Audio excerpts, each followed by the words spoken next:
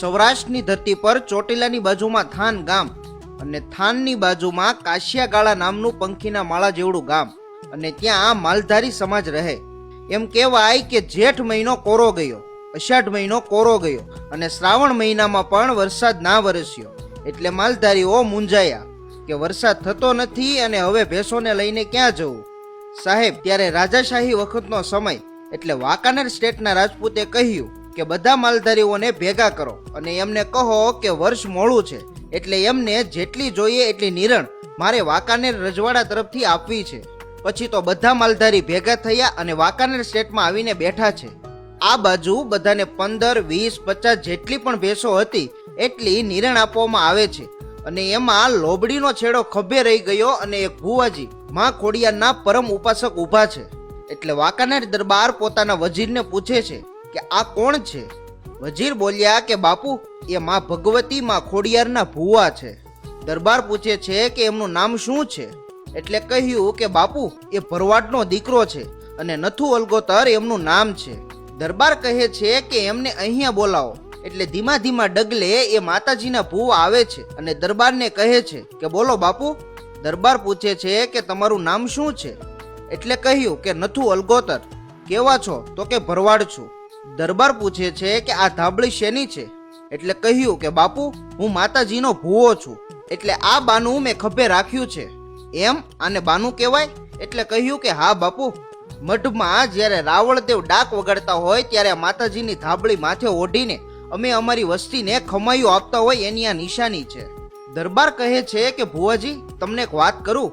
તો કે હા, કરો ને. એટલે કહ્યું કે તમે માતાજીના ભુવા છો, ખભે ધાબળી નાખીને ફરો છો અને વસ્તીને ખમાયું આપો છો. તો જેઠ કોરો ગયો, અષાઢ કોરો ગયો અને શ્રાવણ પણ કોરો ઉતરી ગયો. હવે વરસાદ ક્યારે થશે એ કહી દ્યો ને.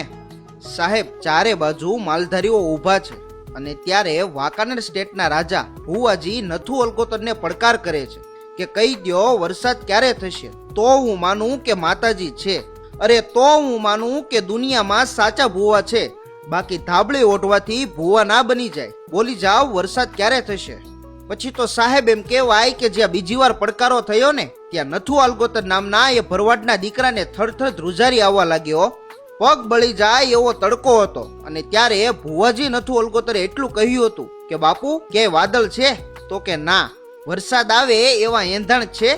દરબાર કહે છે કે ના, વરસાદ આવે એવું વાતાવરણ નથી. તો સાંભળ, હું નથી બોલતો, પણ મારી માનું બાનું ઓઢ્યું હોય અને જો 5 આંગળીએ સારા નિવેદ કર્યા હોય તો કાલે સૂરજ ઉગે અને આથમે ત્યાં સુધીમાં વાંકાનેરની બજારમાં પાણી ફેરવી દઉં તો માનજો કે નથુ અલગોતરની માં ખોડિયાર બોલી હતી હો. અરે, છબછબિયા કરે એવો વરસાદ નહીં, પણ વાંકાનેરની મચ્છુ નદીમાં વાસળા જેટલા ઊંચા ઉલાળા મારે એટલું પાણી હાલતું હોય તો માનજો કે જૂના થડમાંથી નથુ અલગોતરની માં ખોડિયાર બોલી હતી. સાહેબ, ધાબળી લઈને નિરણ લીધા વગર ભુવાજી નથુ અલગોતર ગડગડતી દોટ મૂકીને કાશિયાગાળામાં જૂનો માતાજીનો ગાર કરેલો મઢ કે જ્યાં લાકડાના 2 ફળા હતા ત્યાં આવી માથેથી પાઘડી ઉતારી માતાજીના ફળા સામે પડી ભુવાજી નથુ અલગોતરને આંખમાંથી આંસુડા પડવા લાગ્યા અને કહે છે કે માં, આજ પડકારો કરીને આવ્યો છું, આ ધાબળીની લાજ રાખજે બાપ. ત્યાં તો ફળા થરથર ધ્રુજવા લાગ્યા હો.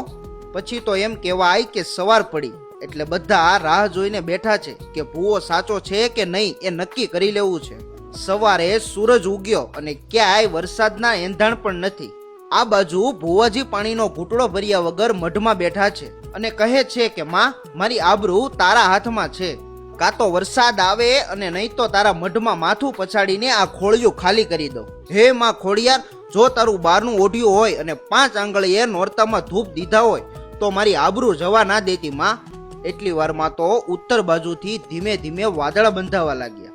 આ બાજુ માં ભગવતીને બાનાની લાજ રાખવી અને વાંકાનેરના પાદરમાં વરસાદ વરસવા લાગ્યો. આ સત્ય ઘટનાનો પ્રસંગ છે હો સાહેબ. સૂરજ હાથમે એ પહેલા તો મચ્છુ નદીમાં વાસળાવા પાણી વહેવા લાગ્યા અને વાંકાનેર દરબારને ખબર પડી એટલે ગડગડતી દોટ મૂકીને જે માતાજીના મઢમાં ખભે ધાબળી નાખીને ભુવાજી બેઠા હતા તે આવીને કહ્યું હતું કે બાપ, આજ હું વાંકાનેર દરબાર બોલું છું કે આ પરગણામના કાશિયાળા ગામમાં જ્યાં સુધી મારો પરિવાર જીવે છે ને ત્યાં સુધી આ મઢમાં અખંડ દીવાનું દિવેલ મારા તરફથી આવશે.